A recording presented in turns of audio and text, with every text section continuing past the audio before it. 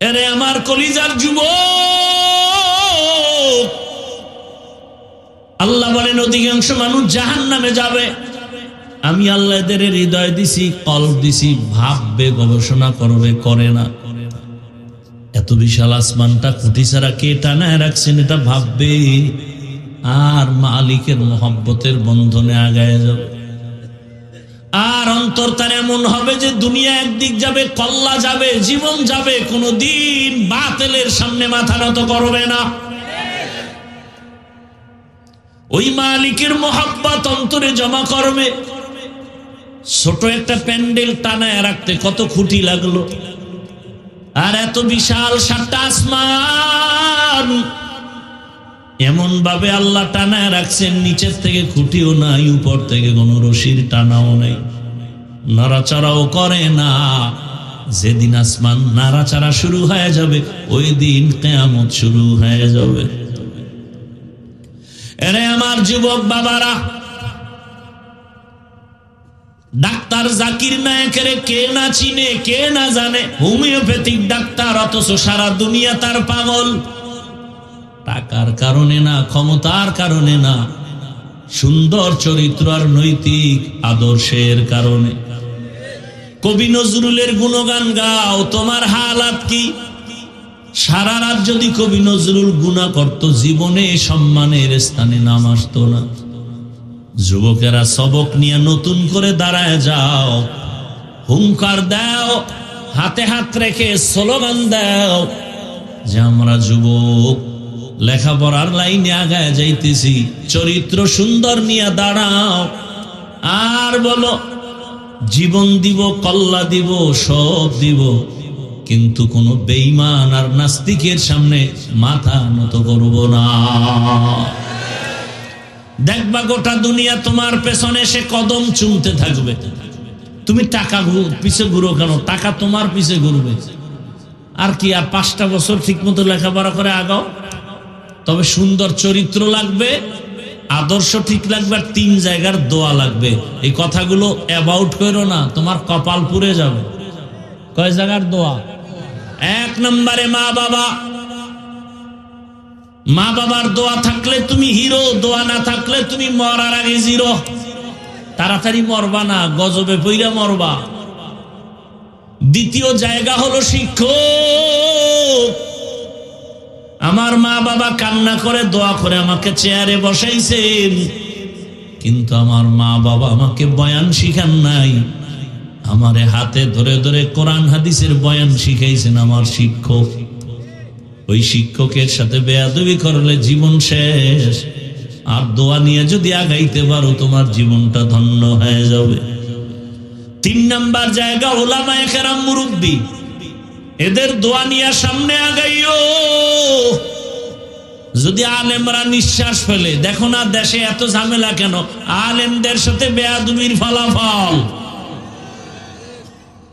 আর কিচ্ছু না। অনুরোধ করে বলছি যুবক, এই 3 জায়গার দোয়া নিয়ে ডাক্তার হও, জীবন সফল। ইঞ্জিনিয়ার হও, প্রফেসর হও, ওসি, ডিসি, এসপি হও, চেয়ারম্যান, মেম্বার, এমপি হও, জীবন ধন্য হয়ে যাবে। জীবনে তো গুনাহ কম করো না, এখনো কি তওবা করবা না? আল্লাহ পাকের ভয় অন্তরে নিয়া, আল্লাহর প্রিয় বান্দা আহদুল্লাহ যারা, এদের বন্ধু হয় জীবনটা কাটাও, ধন্য হবে তোমার জীবন। বাংলাদেশে আওয়ামী লীগ নাই নাই বলে কি নাই? এমনও লোক আছে তারা দিব্যি আরামে সম্মানের চেয়ারে আছে, কারণ তারা আলেমকে ভালোবাসে, মাদ্রাসায় টাকা দেয়, মসজিদে টাকা দেয়, কারো উপরে কোনোদিন জুলুম করে না। নাই এরকম লোক? বিএমপির মধ্যে বহু আল্লাহর বান্দা আছে, মাদ্রাসা মসজিদে টাকা দান করে, 5 ওয়াক্ত নামাজ পড়ে, দাড়িওয়ালা ব্যবসা করে, কারো উপরে কোনো জুলুম করে না, কারো ক্ষতি করে না। এদেশে যত ভেজাল আসবে, বিপদ আসবে, তারা বিপদে পড়বে না। আলেমরা যেই সম্মানে থাকবে, তারাও সেই সম্মানের রাস্তায় চলবে। আল্লাহুম্মা সাল্লি আলা মুহাম্মাদিন নবিয়্যিল উম্মি ওয়া আলা আলিহি ওয়া সাল্লিম তাসলিমা। وبعد فأعوذ بالله من الشيطان الرجيم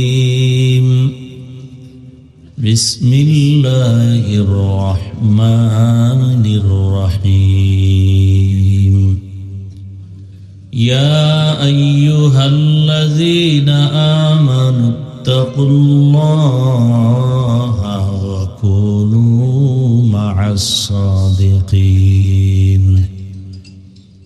وقال النبي صلى الله عليه وآله وسلم من تشبه بقوم فهو منهم صدق الله مولانا العظيم صدق رسوله النبي الأمي الكريم ونحن على ذلك من الشاهدين والشاكرين والذاكرين والحمد لله رب العالمين سبحانك لا علم لنا إلا ما علمتنا إنك أنت العليم الحكيم رب اشرح لي صدري ويسر لي أمري واحلل عقدة من لساني يفقه قولي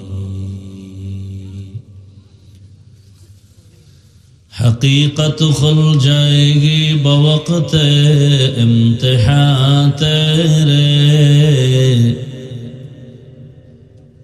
کہ سستی میں یا محنت میں گزاری زندگی تو نے کہ سستی میں یا محنت میں گزاری زندگی تو نے محمد نے آ کر کفر کو مٹایا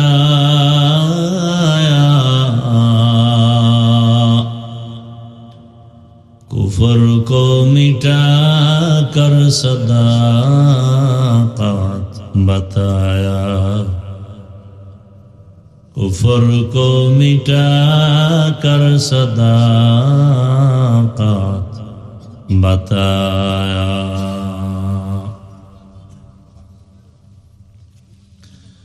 আল বারাকা মাদ্রাসা এতিমখানা কর্তৃক আয়োজিত ইসলামী মহাসম্মেলন 29 ডিসেম্বর 2025 সভাপতি মণ্ডলী হযরত উলামায়ে কেরাম অত্র অঞ্চলের বিভিন্ন জায়গা থেকে আগত আল্লাহ পাকের আশিকিন জাকিরিন শাকিরিন মুহিব্বিন মুরব্বিয়ানে আযম কলিজার টুকরা আমার সমবয়সী যুবক বন্ধুগণ স্নেহের ছোট ভাই পর্দার আড়ালে মা বোনেরা আল্লাহ পাকের দরবারে শুকর যে আল্লাহ আমাদেরকে সুস্থ রেখেছেন আলহামদুলিল্লাহ জীবনের এক অমূল্য সম্পদ আমাদের সুস্থতা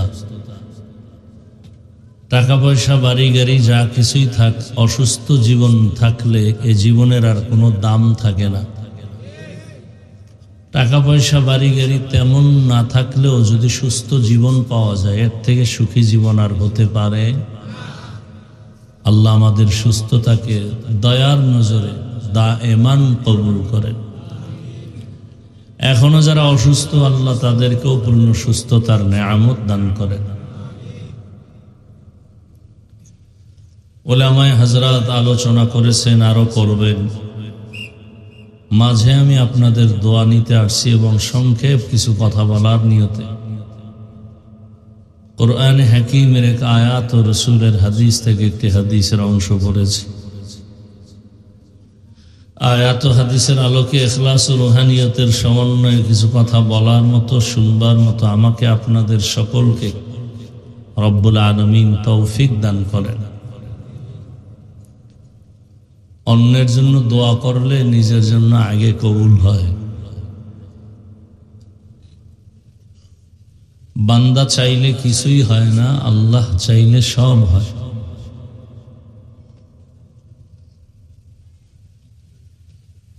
নমরুদ নামের বান্দা চেয়েছিল ইব্রাহিম নামের ব্যক্তিটাকে পৃথিবীতে আসতে দিবে না। আল্লাহ চাইলেন ইব্রাহিম আসবে, নমরুদ খতম হবে। বান্দারটা হয়নি, আল্লাহটা হয়েছে। ফেরাউন নামের বান্দা চাইল মুসা নামের ব্যক্তি দুনিয়াতে আসবে না। আল্লাহ চাইলেন মুসা তো আসবেই, তোর ঘরে থাকবে, তোর টাকায় বড় হবে, এক পর্যায়ে তোকে সাইজ করবে থাপ্পড় দিয়া। বান্দারটা ফেল হয়ে গেল, আল্লাহ যা চাইলেন তাই হল। আবু জাহাল নামের বান্দা চাইল ওমরের দিয়ে রসুলকে খতম করবে। আল্লাহ চাইলেন ওমর হবে ইসলামের একজন ঢাল। 27 বছরের যুবক তরবারি নিয়ে রসুলকে হত্যা করতে গিয়েও কালেমার মালা গলায় পড়ে সেই অবস্থায় ওই তরবারি উল্টা দিকে দৌড়ালো বাতিলের বিরুদ্ধে। বান্দা যা চাইল হলো না, আল্লাহ যা চাইলেন তাই হল। ব্রিটিশ নামের বান্দারা চেয়েছিল ভারতের মধ্যে কোরআনের কোনো আলো থাকবে না। মাদ্রাসা বন্ধ করলো, আগুন দিয়া জ্বালায় দিল, হাজারো হাজারো আলেমকে ফাঁসি দিল। আল্লাহ চাইলেন ভারতের মধ্যে কোরআনের আলো থাকবে না, মানে পৃথিবীর সব দিন ও ইসলামের আলো সারা দুনিয়াতে জ্বলবে, আর এর পাওয়ার হাউস হবে ভারতে। ব্রিটিশ ব্যর্থ হয়ে গেল, আমার আল্লাহ যা চাইলেন তাই হল। সারা দুনিয়াতে আজকে যেই লাইনে ইসলামের খেদমত চলে, দাওয়াতের লাইনে, সিয়াসতের লাইনে, মাদ্রাসা দর্স তাদরিসের লাইনে, সব কিছুর মূল পাওয়ার হাউস দেওবন্দ। কোথায়? ভারতের বাইরে। দুনিয়াতে যত বাতিল আছে সমস্ত বাতিলের মোকাবেলা দেওবন্দিরা করতেছে। কথা যে অস্বীকার করবে, পৃথিবীর নিকৃষ্টতম সে মুনাফিক। ময়দানে হুঙ্কার দেওবন্দীদের, কলমের হুঙ্কার দেওবন্দীদের, লেখাপড়ার মাধ্যমে হুঙ্কার দেওবন্দীদের। বর্তমান দুনিয়াতে বাতিলের মোকাবেলায়, শিরক ও বিদআতের মোকাবেলায় দেওবন্দীদের অবদান যে অস্বীকার করবে, পৃথিবীর নিকৃষ্টতম সে মুনাফিক। তাহলে সে ভারত হলো পাওয়ার হাউস। আল্লাহ চাইলে সব হয়, বান্দা চাইলে কিছুই হয়। কেমন যেন কিছু কিছু বান্দা চাইতেছে এ জমিনে ইসলাম থাকবে না, মুখে মুখে থাকবে কিন্তু কাজের বেলায় থাকবে না। ভিন্ন দিকে সমস্ত ওলামায়ে আহলে হক এক প্ল্যাটফর্মে আসছেন। ওলামায়ে কারাম, উম্মতে মুসলিমা, যে না আমরা ইসলাম বাস্তবায়নেই দেখতে চাই। কেমন যেন ঘ্রাণ আসতেছে ইসলামের, বাতিল যেন কেমন লেজ গুটায়া যাচ্ছে।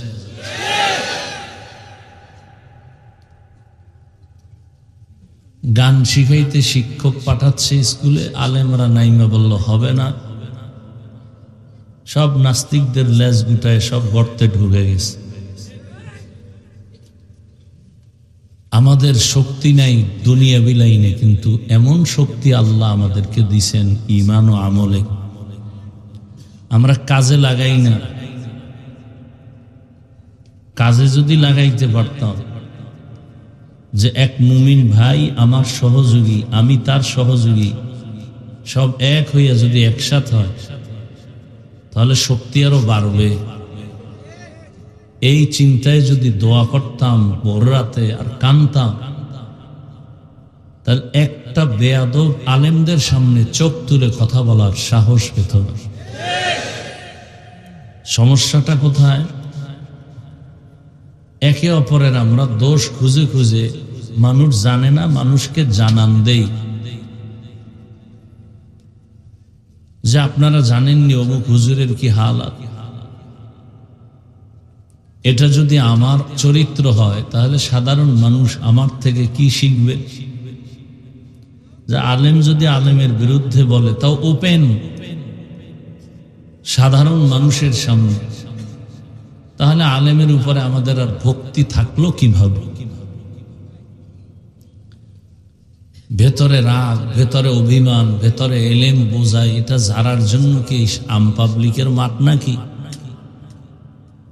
সাধারণ মানুষের মঞ্চ তো এলেম জারার মঞ্চ না। মনের রাগকে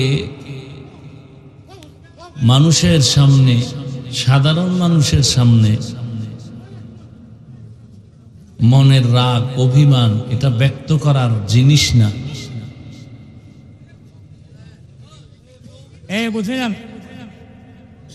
বরং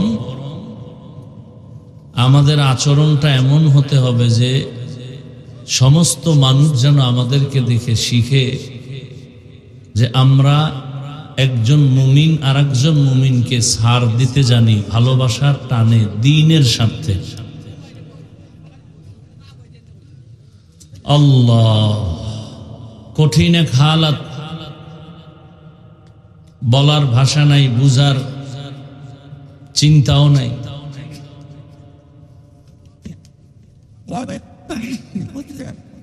আমাদের অনৈক্য, আমাদের দূরত্ব এ জাতিকে হতাশার দিকে নিয়ে যাচ্ছে। আমি তো বলতে চাই না বিষয়গুলো, এরপরও বলে এসে যা। আমি তো চ্যালেঞ্জ দিছি, আজকে সব আলেম এক হয়ে যায়, এক সপ্তাহ পরে দেশ চালাবে আলেমরা। আর ঘরে ঘরে যদি আলেম তৈরি হয়, ঘরে ঘরে লিখে রাখেন কথাগুলো, ব্যানার করে টানায় দেন।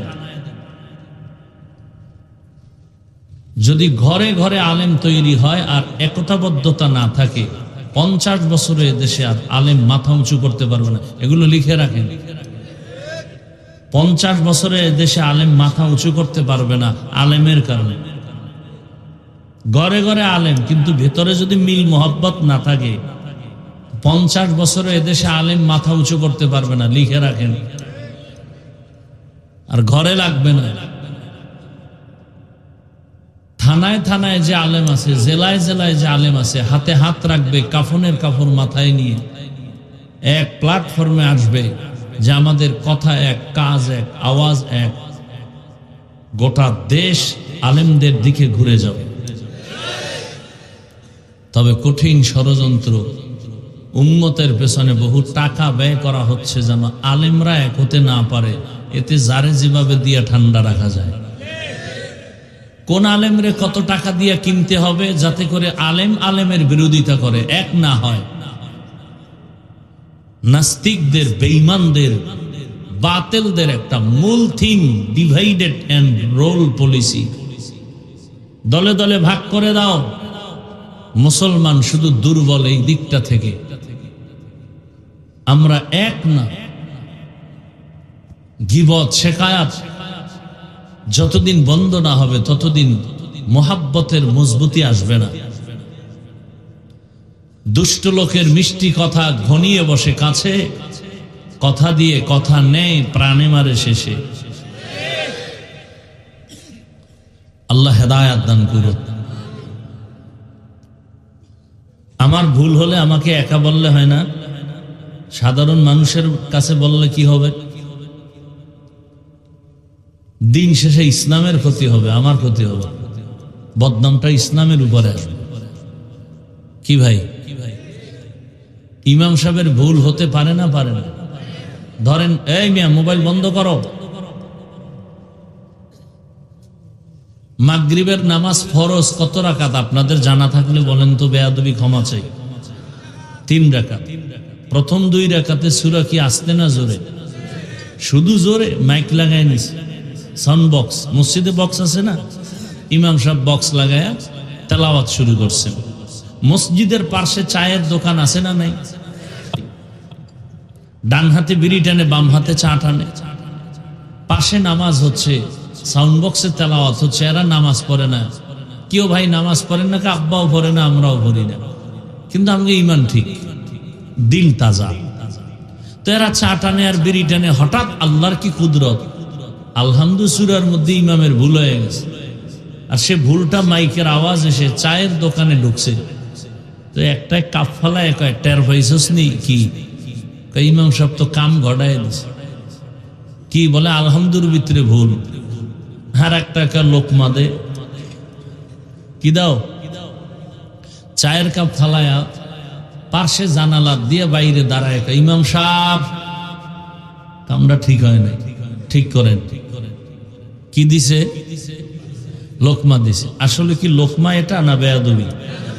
হ্যাঁ, ভালো করে বুঝার চেষ্টা করেন। লোকমার নামে এটা চূড়ান্ত গাদ্দারি আর বেয়াদবি, এটা লোকমা নয়। এই লোকমা দেওয়াও জায়েজ নাই, ইমামের নেওয়াও জায়েজ নাই। এখন লোকমা ভুল হলে তো লোকমা দিতে হবে, সিস্টেম আছে না, নিয়ম আছে না? কি নিয়ম? লোকমাকে দিবে, বলেন না কেন? তো পেছনে 500 মুসল্লি জোরে একটা চিৎকার দিবে লোকমা। যদি এরকম সবাই মিলে 500 মুসল্লি একটা চিৎকার দেয়, তাকায় দেখবে ইমাম নাই, জায়গা ধুইয়া পড়ছে, স্টক করছে এগো চিৎকারে, হবে? নিয়ম আছে। কি নিয়ম? বলে ইমাম সাহেবের পেছনে একজন যোগ্য ব্যক্তি দাঁড়াবে, এলাকার বড় সুদখোর। এ যোগ্য না? সুদখোরকে যোগ্য না হলে তো মসজিদের সভাপতি হয় কিভাবে, সেক্রেটারি হয় কিভাবে? সুদখোর, ঘুষখোর, গাঞ্জাখোর, ধর্ষক, খুনি, এরাই তো যোগ্য। না হয় পৃথিবীর শ্রেষ্ঠ জায়গা আল্লাহর ঘর, সেই জায়গার জিম্মাদারি একটা বেনামাজি হাতে নেয় কিভাবে? এখন সে লোকমা দিবে, সম্ভব? একজন আলেম পেছনে দাঁড়াবেন, ইমাম সাহেব তেলাওয়াত করতেছেন কোরআনের ভেতর থেকে, যদি অর্থের গরমিল হয়ে যায় জের জবরে, এটা বুঝার মতো মেধা থাকবে ওই পিছনের ব্যক্তির, এবং সে তখন লোকমা দিবে এবং তার লোকমা ইমাম গ্রহণ করবে। এদেশে ওলামায়ে কেরাম ভুল হতেই পারে। লোকমা দেওয়ার মতো কি বড় আলেম ওলামা নাই? আপনি কেন ফেসবুকে আলেমদের বিরুদ্ধে কলম ধরলেন আর বলেন এ বিষয়টা ঠিক হয় নাই? আমি বলবো আপনি পৃথিবীর নিকৃষ্টতম বেয়াদব। আলেমের ভুল যারা ওপেন পাবলিকের সামনে সমালোচনার ঝড় তুলে আলেমের ইজ্জতের উপর আক্রমণ করে, এরা বেয়াদব।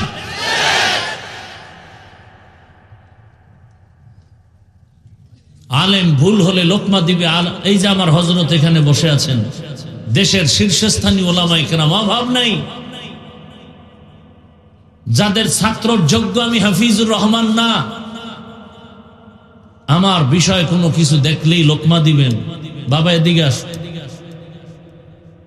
তোমার এই এই এই এই সমস্যা শরীয়তের দৃষ্টিকোণ থেকে এটা এভাবে করতে হবে, এভাবে করলে ভালো হবে,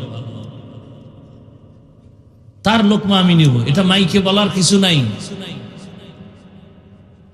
মাইকে যদি কেউ আলেমদের দিকে ইঙ্গিত করে কিছু বলে, এর দ্বারা দিন শেষে ইসলামের উপরে আক্রমণ আসে, বদনাম আসে। এতটুকু কন্ট্রোল যে আলেম করতে পারে না, সে মাইকের সামনে আসা উচিত না। আল্লাহ আমাকেও হেদায়াত দান করুন, আল্লাহ আপনাদেরকেও হেদায়াত দান করুন।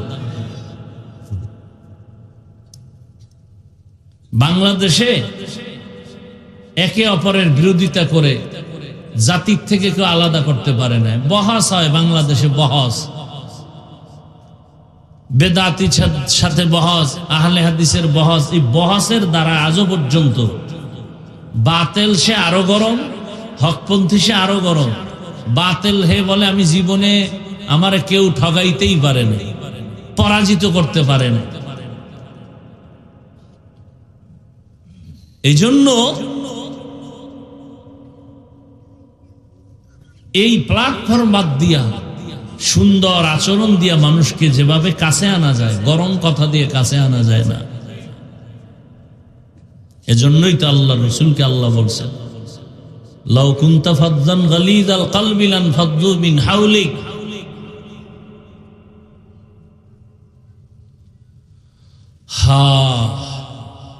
মুসা নবী ফেরাউনকে দাওয়াত দিতে যাইতেছেন, আল্লাহ তাআলা বলে দিলেন, ফাকুলা লাহু কওলান লায়্যিনান লাআল্লাহু ইয়াতাযাক্কারু আও ইয়াখশা। ও মুসা, ও হারুন, দুই ভাই যে যাও, ফেরাউন না জীবনে কালেমা পড়বেন আমি আল্লাহ জানি, কিন্তু খবরদার নরম ভাষায় বয়ান লাগায় দিও, গরম মেজাজ দেখাইবা না। কওলান লায়্যিনান লাআল্লাহু ইয়াতাযাক্কারু আও ইয়াখশা। নরম ভাবে যদি কথা বলো, এর দ্বারা দুইটা উপকার হবে, গবেষণা করবে, ফিকির করবে, আর তার মধ্যে একটা ভয় কাজ করবে। এই আয়াতের ব্যাখ্যা করতে গিয়ে মুফতি শফি রহমাতুল্লাহ আলাইহি পাকিস্তানের, তিনি বলেন, ও দুনিয়ার বক্তা সাহেবরা, তোমরা যারা জনগণের সামনে বয়ান করো, তোমরা কিন্তু কেউ মুসা নবীর মতো দামি না, আর শ্রোতারাও কিন্তু ফেরাউনের মতো খারাপ না।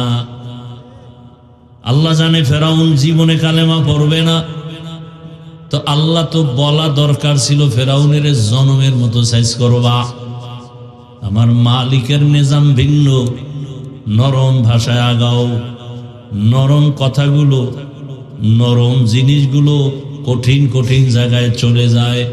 পানি বড় সফট, এজন্য কোনো জায়গায় আটকায় না, জায়গায় জায়গায় ফাঁকে ফাঁকে ঢুকে যায়। নরম কথাগুলো মানুষের হৃদয়ের ভেতরে ঢুকে যায়, আর চোখ থেকে পানি বের হয়। এজন্যই তো আল্লাহর ভয়ের কথা নরম, জান্নাত ও জাহান্নামের বয়ান নরম।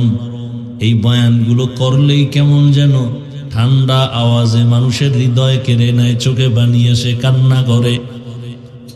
বড় কঠিন হালাত। মুফতি শফি রহমাতুল্লাহ আলাইহি বলেন, এই শ্রোতা তুমি যে বয়ান করো, তুমি তো মুসা নবীর মতো বক্তা না, শ্রোতারাও কিন্তু ফেরাউনের মতো খারাপ না। অতএব আল্লাহ যদি ফেরাউনের সাথে নরম ভাবে বয়ান করতে বলেন, তুমি গরম বলবা কেন? এই শ্রোতা তো আমার গোলাম না, আমার মুরিদ না, কিন্তু এই শ্রোতারা যে আমাকে ভালোবাসে আসছেন, এরা আওয়ামী লীগ করে, বিএমপি করে, কত লাইনে দৌড়ায়, টাকার আশায় আসে নাই, খাওয়ার জন্য আসে নাই, একমাত্র দ্বীনের মোহাব্বতে আসছেন। অতএব এদেরকে আপনায় নাও, বুকে লাগাও, এমন ব্যবহার দেও জানো প্রত্যেকটা মানুষ তোমার দিকে আগায় যায়, এক সময় হেদায়েতের দরজা পেয়ে যাবে, এক সময় হেদায়েতের রাস্তা পেয়ে যাবে। বড় কঠিন হালাত। আল্লাহ তাআলা যে আয়াত আমি পড়েছি, আল্লাহ বলেন, ইয়া আইয়ুহাল্লাযীনা আমানুত্তাকুল্লাহ, দুনিয়ার মুমিন তোমরা আল্লাহকে ভয় করো।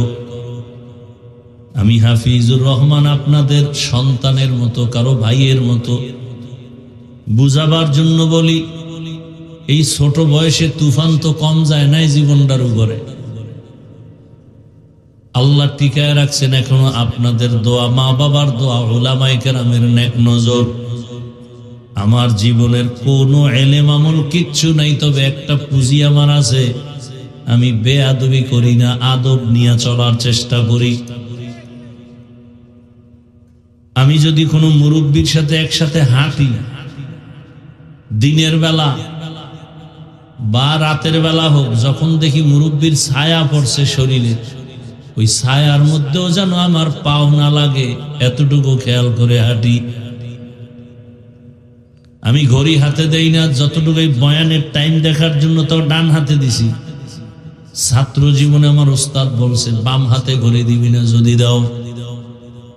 ঘড়ি দেওয়া সুন্নত না, মুস্তাহাব না। ইতিহাসে বলে বাদশাহ হারুন রশিদের যুগে ঘড়ির আবিষ্কার হয়েছে। এতটুকু আদব রক্ষা করে চলার চেষ্টা করি। আল্লাহ পর্যন্ত টিকায় রাখছেন, তাও সম্মানের সাথে আলহামদুলিল্লাহ। দোয়া করবেন যেন ইখলাস নিয়ে চলতে পারি। ইখলাসের গাড়িতে কোনো তেল লাগে না, চলতেই থাকবে, চলতেই থাকবে, জান্নাত পর্যন্ত চলবে। হ্যাঁ, আল্লাহ তাআলা বলেন, আমি আল্লাহকে ভয় করো, তাকওয়া অর্জন করো, আকুনু মা'আস সাদিকিন। জমিনে কিছু আল্লাহর প্রিয় বান্দা আছে, তাদের বন্ধু হইয়া থাকো। রহমতের নবী বলেন, মান তাশাব্বাহা বিকওমিন ফাহুয়া মিনহুম। যে ব্যক্তি যার সাথে বা যেই দলের সাথে সম্পর্ক রাখবে, ভালোবাসা রাখবে, কিয়ামতের দিন তাদের সাথে উঠবে।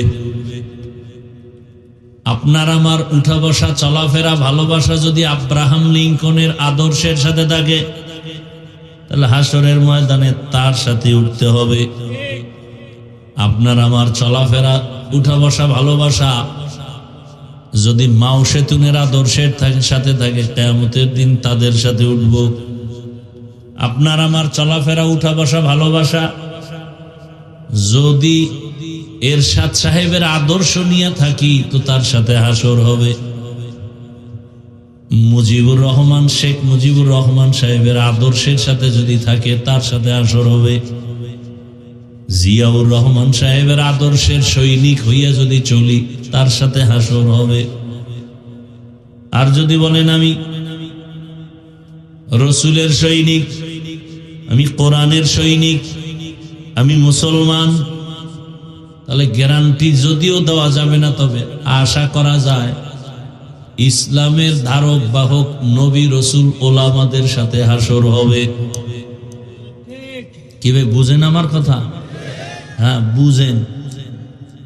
বয়ান সবাই জানেন, শুধু বুঝের অভাব, এজন্য ঝামেলা। বুঝ ঠিক নেই, এজন্য এক আল্লাহর গোলাম হইয়াও নীতি আদর্শ এক নেই। আমার দাড়ি আছে, আপনার দাড়ি নেই, অথচ আপনিও মুসলমান, আমিও মুসলমান। আপনার আল্লাহ, আমার আল্লাহ এক, নবী এক, কোরআন এক, কাবা এক, ধর্ম এক, কালেমা এক, বিদায় বেলা কাফনের সংখ্যা এক, আপনার আমার 3 কাফন, মা বোনের 5 কাফন, কালারও এক নাকি আলাদা? কালার একটু আলাদা হবে। আমাদের হুজুরদের কাফনের কালার একরকম, আপনাদেরটা আর এক রকম। দেখেননি বাংলাদেশে কালার নিয়েও ঝগড়া, কে সাদা টুপি, কে কালো টুপি, কে সবুজ টুপি, যত ঝামেলা সব এই সোনার বাংলায়। কার যে বদ নজর লাগছে এটাই বুঝি নাই। মক্কা মদিনায় ঘুরে আসলাম, সারা দুনিয়ার সব লাইনের মানুষ সেখানে হাজী সাহেব হজ করতে আসছে। কেউ দেখলাম বাইতুল্লাহর দিকে পাও দুইটা সোজা করে নাক টানে আর ঘুমায়। একামত যখন হইছে আর অজু লাগে না, দিল ঠিক সব ঠিক, নামাজে দাঁড়ায় গেছে।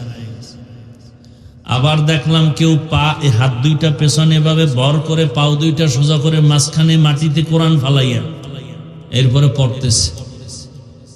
আবার দেখলাম কেউ বুকের উপরে হাত বাঁধে, কেউ নাভির নিচে, কেউ সাইরে দিয়ে খাড়ায় দিছে। আবার রসুলের রওজায় ঢুইকা দেখলাম একদল আল্লাহর বান্দা সেজদা দেওয়ার সময় একটা কি যেন পকেট থেকে একটা টুকরা বের করে কপালের নিচে দেয়। আমার প্রবাসী বাঙালি ওগো জিজ্ঞাসা করলাম, কি রে এরা কি করে? বলে এরাদের আকীদা হলো দুনিয়া ইবলিস নাপাক করছে সেজদা দিয়া, এই জন্য ওরা জমিনে কপাল দেয় না, একটা ছোট পাতলা কাঠের অংশ পকেটে রাখে, ওটার উপরে সেজদা দেয়। এই যে এত বেলাইনের লাইনের মানুষ শুনছেন কোন বছর কিলাকিলি কইরা 2-4টা মরে গেছে। গজব আমগতে সেখানে নাভির নিচে হাত বাঁধে কেন? বুকওয়ালাদের মাথা গরম। বুকে হাত বাঁধে কেন? নাভিওয়ালাদের মাথা গরম। আমি সাদা টুপি পাস করলি পরি কেন? গোল টুপিওয়ালার মাথা গরম। আর যেটি টুপি পরে না, এটি নিয়ে কোনো পেরেশানি নেই। মরাডারে মারো কেন? কয় লড়ে কেন? কয় ভাই আপনার দাওয়াত, আলহামদুলিল্লাহ। কয় আপনার বাড়ি? কয় নওজুবিল্লাহ। বড় কঠিন হালাত।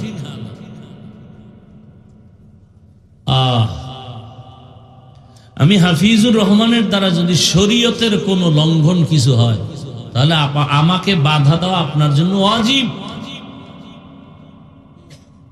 আর যদি দেখেন হাফিজের দ্বারা শরীয়ত লঙ্ঘন হয় না, তাহলে আমার বিরুদ্ধে আপনি পাবলিকের কাছে ডাইরেক্ট আর ইশারায় কিছু বলেন, কবিরা গুনাহ করবেন আপনি, কবিরা গুনাহ, কোনো সন্দেহ নাই।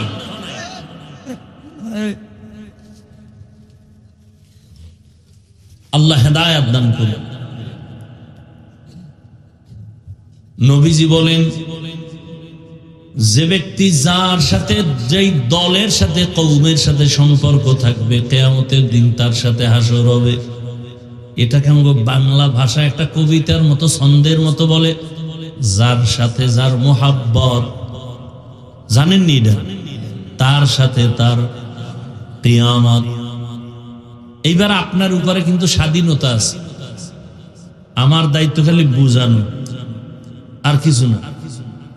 এই যে এক আল্লাহর গোলাম, এক নবীর উম্মত, তাহলে সবার দাড়িও থাকবে এক লাইনে, টুপিও এক, হয়তো থাকলে সব টুপিওয়ালা, না থাকলে সব টুপি ছাড়া। অথচ আমি টুপি খুলতে চাই না, আর আপনি কেমন ভিআইপি মুসলমান যে টুপি দিতে চান না, আপনাকে আলাদা টুপির বয়ান দেওয়া লাগে। আমি দাড়ি কাটতে চাই না, আপনি রাখতে চান না। এই তোমাদের কি হেদায়েত হয়ে গেছে নাকি? না বিড়ি টানতে যাও, যাও বিড়ি টাইনে আবার আইও।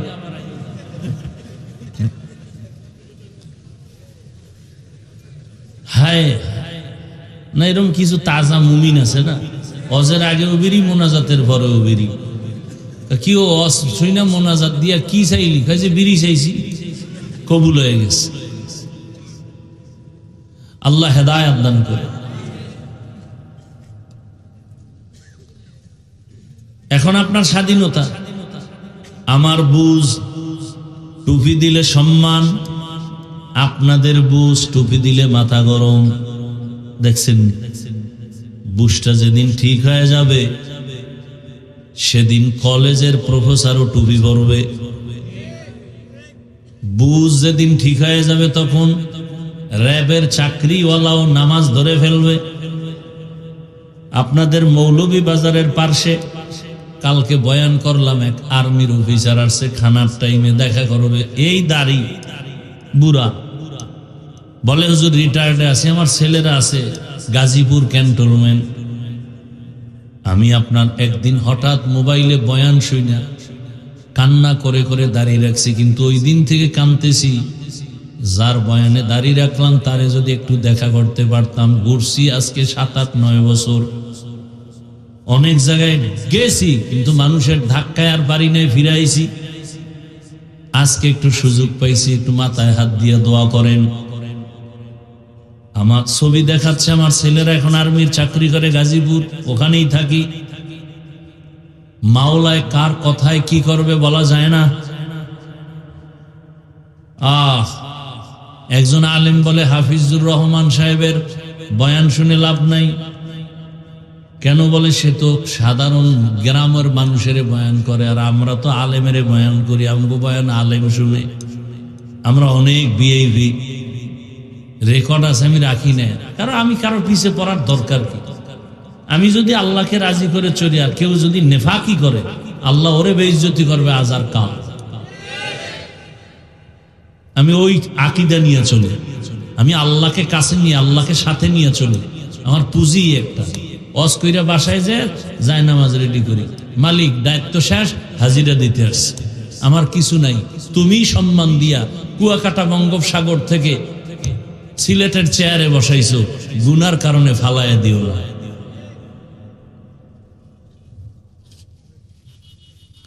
আফসোস, কি পরিমাণ অহংকার অন্তরে থাকলে এই কথাগুলো অন্তরে আসে। আরে ভাই, আমি তো হাদিস পড়াইতে পারি না, ওখানে ছাত্রকে আমি তালিম দিতে পারি না, যে পারে আমি তার জন্য দোয়া করি যে ওই কাজটা আমার দ্বারা হচ্ছে না, যার দ্বারা হোক আল্লাহ তাকে তুমি হেদায়েতের উপরে মজবুত রাখো, হায়াত বাড়াও, ইজ্জত বাড়াও। আর হাদিস তো আপনারা ওলামায়ে কেরাম জানেন, অন্যের জন্য দোয়া করলে সাথে সাথে একজন ফেরেশতা চলে আসে। আল্লাহ বলেন, কার জন্য দোয়া করলো? কয় অমুক শাইখুল হাদিসের জন্য। কি দোয়া করলো? আল্লাহ তাকে হেদায়েতের উপরে ইজ্জতের জীবন দিন। আল্লাহ কয় প্রথম ওর জন্য কবুল করলো, এরপরে শাইখুল হাদিসের জন্য। এটা হাদিস। আমি দোয়া করলাম এই এলাকার সব মানুষকে আল্লাহ মাফ করে দেন, সাথে সাথে একজন ফেরেশতা আল্লাহ পাঠাইছেন। আল্লাহ তো জানেন। জিজ্ঞাসা করেন কার জন্য দোয়া করলো এই ছেলেটা? কয় পুরা এলাকার জন্য। কি দোয়া করছে? কয় আল্লাহ মাফ করে দাও। কয় নিজের জন্য মাফ চায় না? কয় না। আল্লাহ কয় ফেরেশতা সাক্ষী থাক, আগে এই বান্দাকে মাফ করলাম, এরপরে বাকিদেরকে।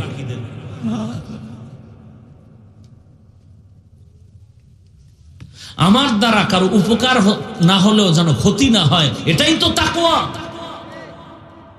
আমি কারো প্রশংসা করতে যদি নাও পারি, অন্তত আমার দ্বারা যেন বদনাম না হয়, এটাই তো তাকওয়া।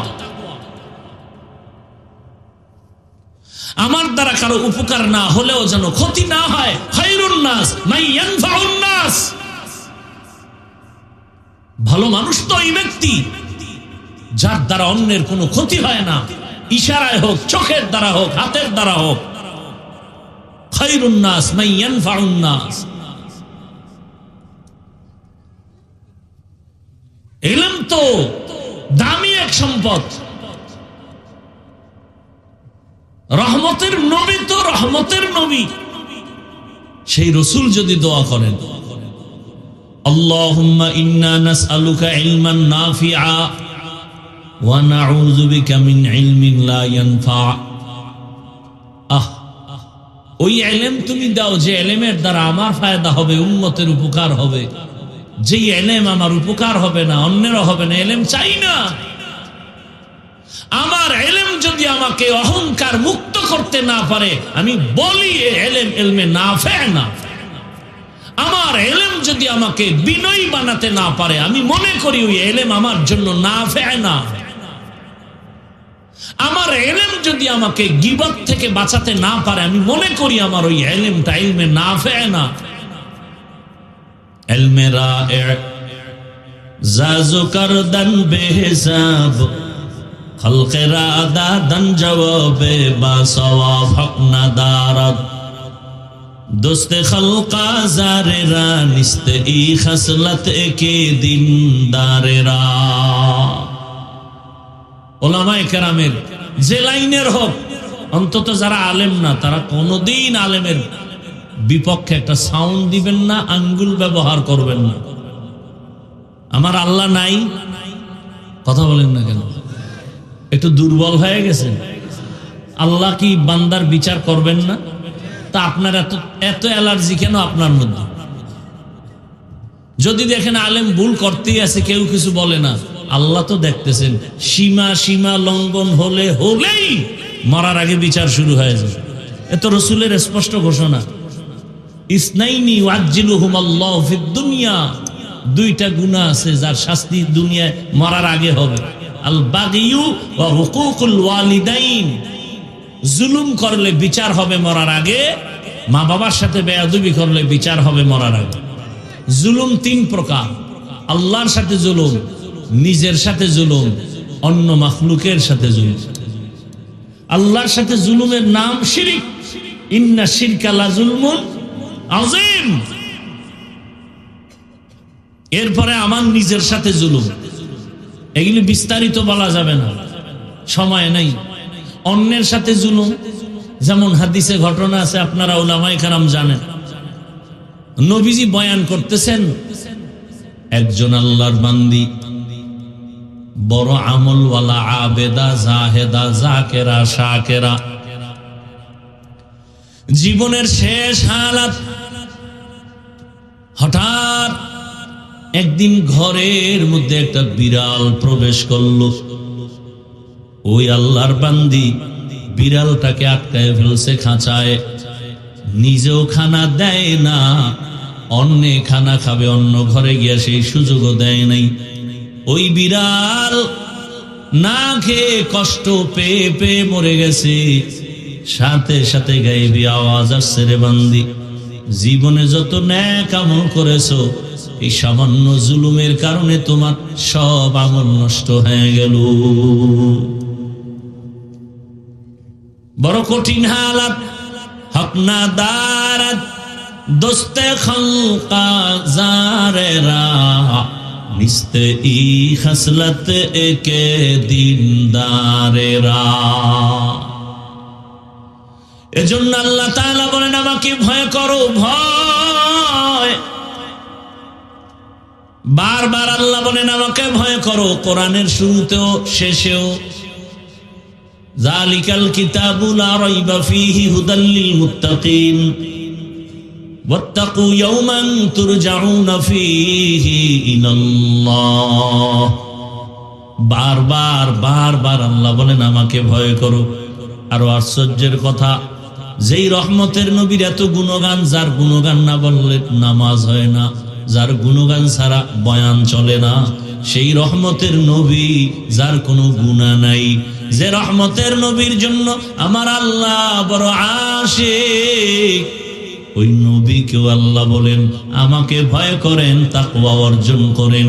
ইয়া আইয়ুহান নাবিয়্যুত্তাকিল্লাহ ওয়ালা তুতিইল কাফিরিনা ওয়াল মুনাফিকিন।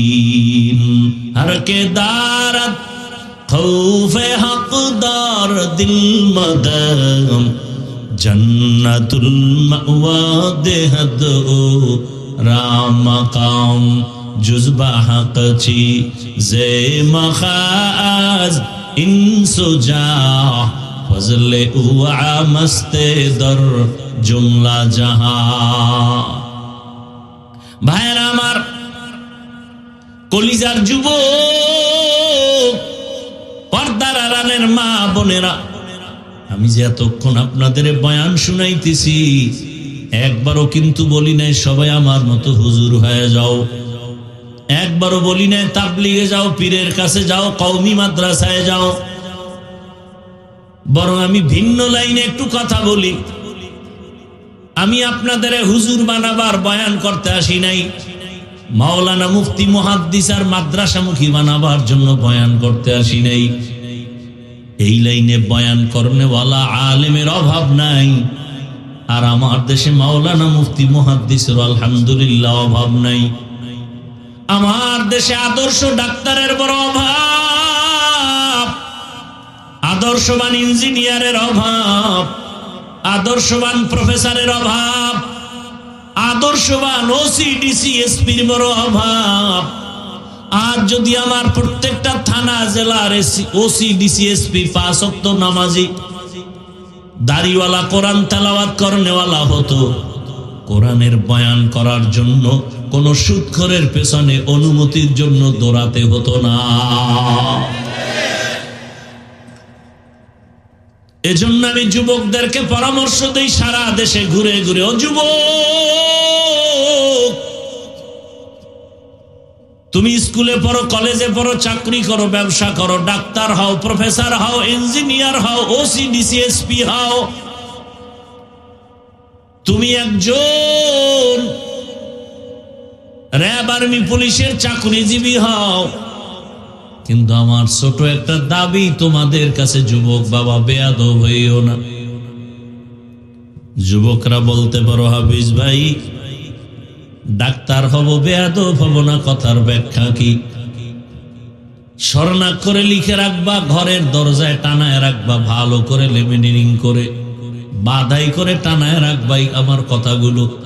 3 জায়গায় বেয়াদবি করবা, খোদার কসম করে বলি, 3টা জায়গায় যদি বেয়াদবি করো, মরার আগে পঙ্গু হয়ে বিছানায় পড়ে যাবা। লিখে রাখো ভালো করে, এবং এটাও লিখো, এই 3 জায়গার দোয়া যদি নিতে পারো, আল্লাহর কসম তুমি ডাক্তার হলো, গোটা দুনিয়ার মধ্যে তোমার সম্মান বেড়ে যাবে। গোটা দুনিয়ায় তুমি বুঝো না, বুঝ কম। সারাদিন মোবাইলে আকাম, সারা রাত মোবাইলে আকাম করলে আর ব্রেন ঠিক থাকবে কিভাবে? এখন তোমাকে মাও ভয় পায়, বাবাও ভয় পায়, কারণ তুমি এত বড় চরিত্রহীন বেয়াদব। মাও তোমাকে বাধা দিলে তুমি মাকে মারবা, সেই ভয়ে মা কাছে আসে না, কারণ তুমি সারা রাত মোবাইলে জেনার গুনাহ করো, চোখের জেনা, হাতের জেনা, জবানের জেনা, অন্তরের জেনা। কেউ জানে না, আমার মালিক তো জানেন। তোমার চেহারাটার মধ্যে কোনো নূর নাই, কোনো আলো নাই, কোনো মহব্বত নাই, আকর্ষণ নাই, শুধু গুনার কারণে। আব্দুল্লাহ ইবনে আব্বাস রাদিয়াল্লাহু আনহু বলেন, যারা গুনাহ করবে তাদের চেহারায় কোনো নূর থাকবে না, নূর থাকবে না, রিজিকে বরকত থাকবে না, হায়াতে বরকত থাকবে না রে বাবা। আজকে দেখো না রে যুবক, মোবাইলে আকাম করার জন্য মায়ের মানি ব্যাগ চুরি করো, টাকাই না এমবি বড়, বাবার পকেট মারো, আর তোদের জাতি ভাই গোটা দুনিয়াটাকে গরম বানায় প্রমাণ করে দিয়ে গেল। দুনিয়াতে সবাইরে টাকা দিয়া কেনা যায়, আমি বান্দাকে টাকা দিয়া কেনা যায় না। রক্তের ফোঁটা জমিনে স্পর্শ করলো, গোটা দুনিয়া জাগরণ হয়ে গেল। এই যুবকেরা, মইরে গেছো, মইরেই যা, মরলে আসলেই মর। তোর চরিত্রহীন এইরকম জিন্দেগি নিয়ে লাভ কি, যে তোর মা তোরে বরদোয়া করে কখন চাকার তলে ঢুকে যাবে, তুই মর। তোরে মা ভয় পায়, একটা মা সন্তানকে কোনোদিন কি ভয় পাওয়ার কথা? তাহলে কত বড় বেয়াদব হলে, চরিত্রহীন লম্পট হলে ওই সন্তানকে মা ভয় পায়। কত বড় বেয়াদব ছাত্র হলে শিক্ষক ওই ছাত্রকে ভয় পায়। মা সন্তানকে বুকে লাগাবে, শিক্ষক আলিঙ্গন করবে, আর এত বেয়াদব আর চরিত্র নষ্ট যে শিক্ষক ওকে দেখলেই ভয় পায়।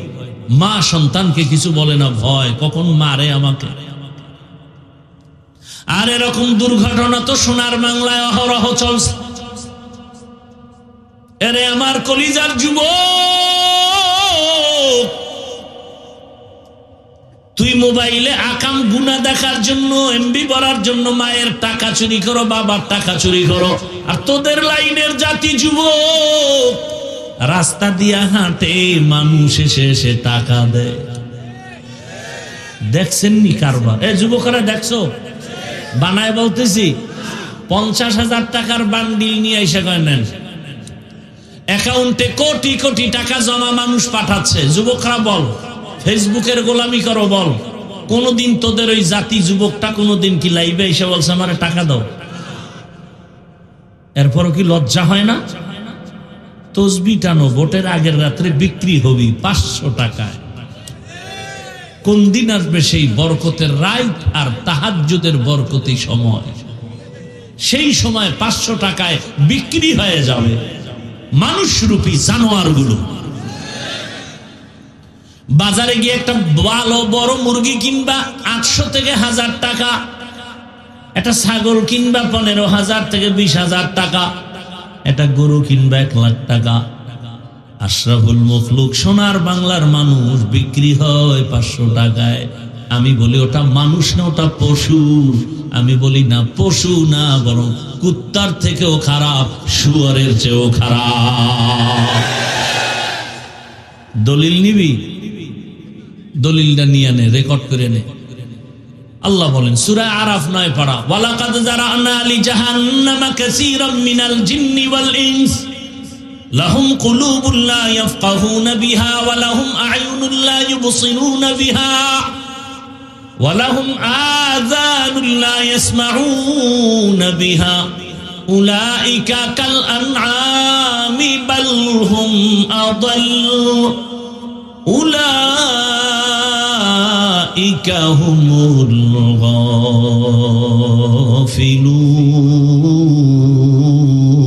গাফিলুন। আল্লাহ বলেন অধিকাংশ মানুষ জাহান্নামে যাবে। আমি আল্লাহ এদের হৃদয় দিছি, কলব দিছি, ভাববে, গবেষণা করবে, করে না। এত বিশাল আসমানটা খুঁটি ছাড়া কে টানায় রাখছেন এটা ভাববে, আর মালিকের মোহাব্বতের বন্ধনে আগায় যাবে। আর অন্তর তার এমন হবে যে দুনিয়া একদিক যাবে, কল্লা যাবে, জীবন যাবে, কোনদিন বাতিলের সামনে মাথা নত করবে না। ওই মালিকের মোহাব্বত অন্তরে জমা করবে। ছোট একটা প্যান্ডেল টানায় রাখতে কত খুঁটি লাগলো, আর এত বিশাল 7টা আসমান এমন ভাবে আল্লাহ টানায় রাখছেন, নিচের থেকে খুঁটিও নাই, উপর থেকে কোনো রশির টানাও নাই। নড়াচড়াও করে না। যেদিন আসমান নাড়াচাড়া শুরু হয়ে যাবে ওই দিন কিয়ামত শুরু হয়ে যাবে। এরে আমার যুবক বাবারা, ডাক্তার জাকির নায়েকের কে না চিনে, কে না জানে? হোমিওপ্যাথিক ডাক্তার, অথচ সারা দুনিয়া তার পাগল। টাকার কারণে না, ক্ষমতার কারণে না, সুন্দর চরিত্র আর নৈতিক আদর্শের কারণে। কবি নজরুলের গুণগান গাও, তোমার হালাত কি? সারা রাত যদি কবি নজরুল গুনাহ করত, জীবনে সম্মানের স্থানে নাম আসতো না। যুবকেরা সবক নিয়ে নতুন করে দাঁড়ায় যাও, হুঙ্কার দাও, হাতে হাত রেখে স্লোগান দাও যে আমরা যুবক, লেখাপড়ার লাইনে আগায় যাইতেছি, চরিত্র সুন্দর নিয়ে দাঁড়াও। আর বলো জীবন দিব, কল্লা দিব, সব দিব, কিন্তু কোন বেঈমান আর নাস্তিকের সামনে মাথা নত করব না। দেখবা গোটা দুনিয়া তোমার পেছনে সে কদম চুমতে থাকবে। তুমি টাকা পিছে ঘুরো কেন? টাকা তোমার পিছে ঘুরবে। আর কি, আর 5টা বছর ঠিক মতো লেখাপড়া করে আগাও। তবে সুন্দর চরিত্র লাগবে, আদর্শ ঠিক লাগবে, আর 3 জায়গার দোয়া লাগবে। এই কথাগুলো অ্যাবাউট করো না, তোমার কপাল পুড়ে যাবে। কয় জায়গার দোয়া? 1 নম্বরে মা বাবা। মা বাবার দোয়া থাকলে তুমি হিরো, দোয়া না থাকলে তুমি মরার আগে জিরো। তাড়াতাড়ি মরবা না, গজবে পইরা মরবা।